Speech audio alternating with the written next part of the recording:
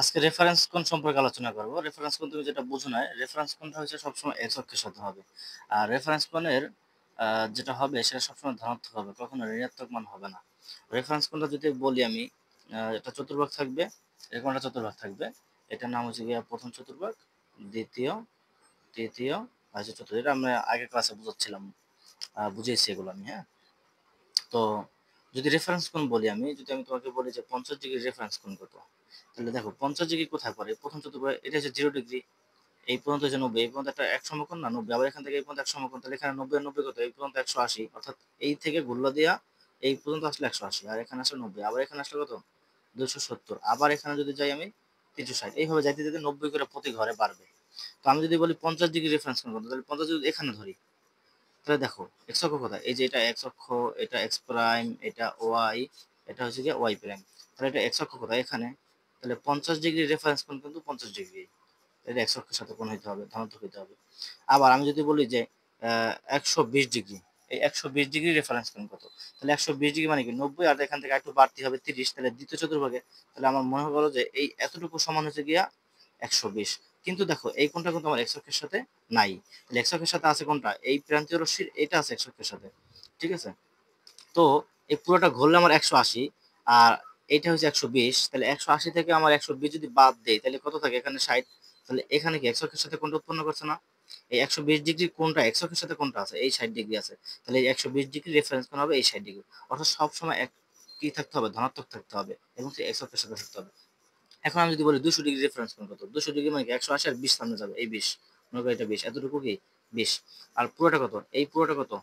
এই পুরোটা হচ্ছে গিয়া 200, আর এতটুকু কি 20, তাহলে এই 200 ডিগ্রি রেফারেন্স কোণ কত, এই 20 ডিগ্রি, কারণ কি এই এক্স অক্ষের সাথে 20 ডিগ্রি আছে।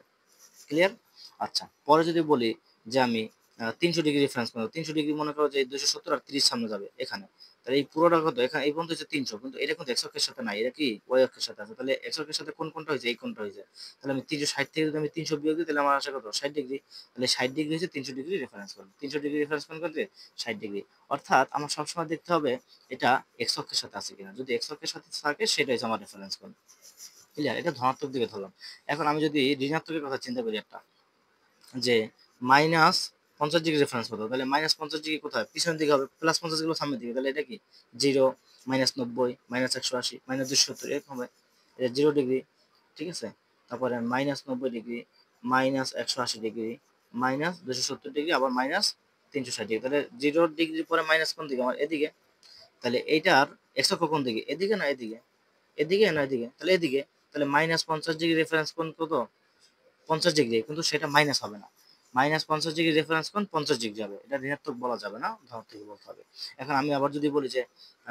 120 এর রেফারেন্স কোণ কত, মাইনাস 120 এর, মাইনাস 120 এর রেফারেন্স কোণ কত, তাহলে মাইনাস 120 মানে কি 90, 90 পর 30 যাবে সামনে, তাহলে এই এতটুকু কি মাইনাস 120, কিন্তু এটা কিন্তু এক্স অক্ষের সাথে নাই, দেখছো এক্স অক্ষের সাথে কোনটা এখানে, তাহলে এই 180 থেকে যদি আমি 120 বিয়োগ দিই তাহলে কত থাকে 60, এই 60 ডিগ্রি হয়েছে গিয়া মাইনাস 120 এর রেফারেন্স কোণ, তাহলে মাইনাস 120 এর রেফারেন্স কোণ কত 60 ডিগ্রি, কিন্তু এই 60 ডিগ্রি ঋণাত্মক বলা যাবে না, বলতে হবে ধনাত্মক। আচ্ছা, এখন আমি যদি বলি আবার যে 200 ডিগ্রি রেফারেন্স কোণ কত, অর্থাৎ মাইনাস 200 ডিগ্রি রেফারেন্স কোণ কত, মাইনাস 200 ডিগ্রি মানে কত, এই যে 180 আর সামনের দিকে একটু যাবে, সামনে যাবে এই 120, আর ঋণাত্মক কোণ কি ঘড়ির কাঁটার দিকে ঘোরে, তাহলে ঘড়ির কাঁটার দিকে ঘুরতেছে, আর ধনাত্মক কোণ কি ঘড়ির কাঁটার বিপরীত দিকে ঘুরছে, তাহলে মাইনাস 200 মানে কোথায় 180 আর 20 এখানে, ঠিক আছে। তাহলে দেখো 180 পরে এই 180 তো এক্স অক্ষে আছে, আর এটা কি আছে এক্স অক্ষের সাথে এটা কোণ আছে, তাহলে এক্স অক্ষের সাথে কোণ আছে কত মাইনাস 20, কিন্তু আমি মাইনাস 20 বলতে পারবো না, বলবো কি শুধু 20, অর্থাৎ ধনাত্মক 20, তাহলে মাইনাস 200 ডিগ্রি রেফারেন্স কোণ কত 20 ডিগ্রি। ক্লিয়ার? আচ্ছা, এখন আমি আবার যদি বলি যে মাইনাস 330 এর রেফারেন্স কোণ কত, তাহলে মাইনাস 330 কোথায় দেখো, এই যে 0, মাইনাস 90, মাইনাস 180, মাইনাস 270, মাইনাস 270 আরো 60 যাবে, 60 গেলে এখানে, ওকে, তাহলে